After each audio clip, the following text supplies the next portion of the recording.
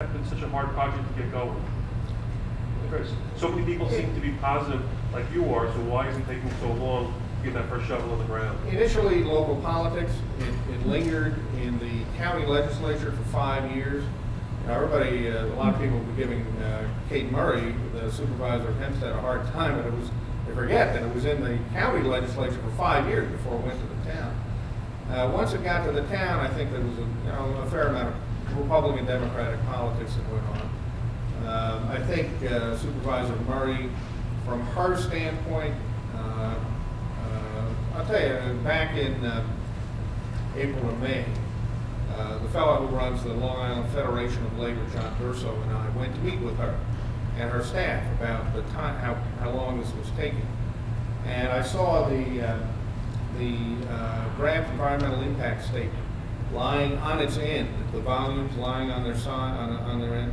They were 6 feet long. That's lying on the spine, 6 feet long. And you look at that and you say, whoa, I mean, how long is it going to take you to review that? And they were working at it literally 20 hours a day at the time. So we came away, I'll speak for myself. I know we both came away feeling, at the time that they were doing it, working as hard as they could.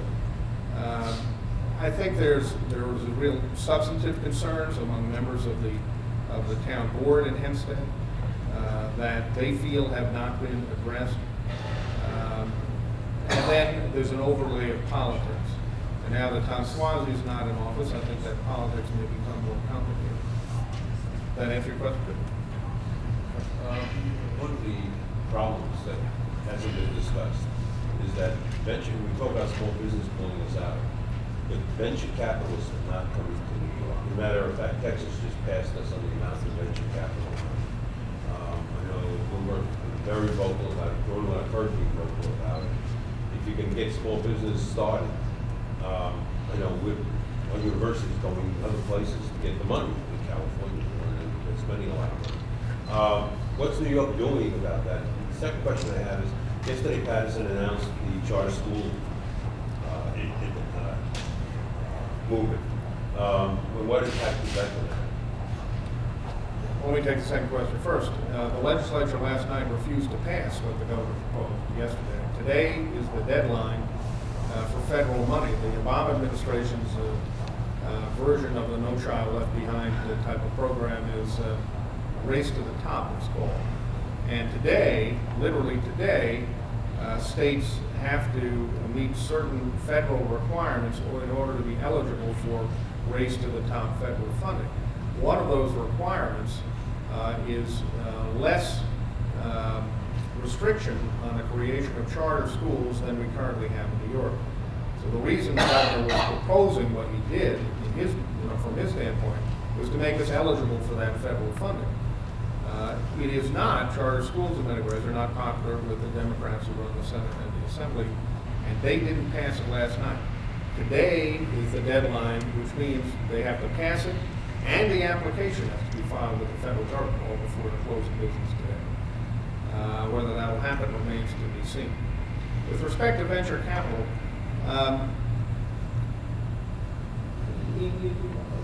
that's a difficult question. First of all, I don't think that the state government can do a lot to bring venture capital here. Venture capital follows the opportunities that it perceives are out there. What the government can do, particularly the state government can do, is to create an environment that allows ideas to be propagated and turned into businesses. In other words, particularly ideas that come out of places like Stony Brook and Brookhaven Laboratory, Cold Spring Harbor Laboratory, North Shore, the Feinstein Center, and in upstate Buffalo, Albany, and so forth. The process of technology transfer, taking an idea from the laboratory and making it into a business. Then the venture capitalists are interested. The state of New York, I have to say, does almost literally nothing along those lines today. It's been an issue that has bothered me for 10 years now. We had an organization on Long Island called the Long Island Research Institute that was started by Stony Brook, Brookhaven, Cold Spring Harbor, and North Shore for this exact purpose. And they were highly professional people.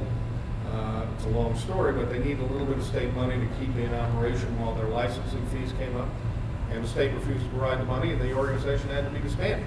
these were very, the chairman of the organization at the time was a fellow who had been the head of Brookhaven, head of Stony Brook, and was science advisor to the President of the United States. And these are not insignificant. People in the state refuse to provide $200,000 to keep the line. The state does nothing with that account. And that's as you can tell, a little bit of a pet peeve of mine. But you're not going to get venture capitalists to come into the area unless the environment is rich. There are a lot of ideas kicking out there and companies that are being created. And the state can help cause that, but it can't force venture capitalists to come into an environment that they find to be sparing. Well, I just want to say this. I also wrote a letter to Newsday about this, but I just want to say for this group, you have done a lot to bring the status of not-for-profits up to where we're looked at as a business. And I just want to say I appreciate that. Because a lot of people never understood that the only difference is what we do with our profits. That we're allowed to make profits, and we should be looked at as a business. We need to be run as a business. And I think you've done a lot within the LIA and within the Long Island community to give a second look to what not-for-profits are and what we do. And I run a museum, and that's important to the quality of life here on Long Island. So I just want to say, for this group, thank you for doing that. That's what I'm saying.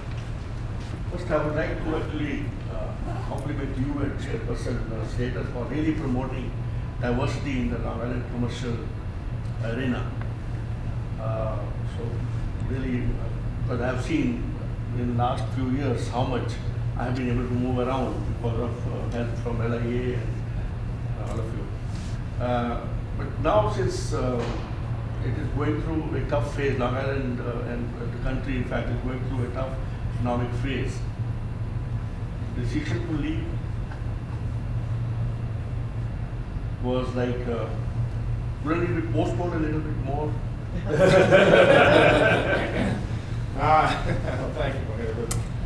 My decision to leave was purely a personal decision. In terms of what I think would be good for me to do for the next 10 years. I've been here 16 years. Usually, a guy hanging around for 25 years, it's not really the best thing. So if I stayed, I would be in that kind of situation. So I decided that it was better for me as an individual to do something else, and better for the organization to get somebody else in here with his or her own ideas and that sort of thing. So that decision's made.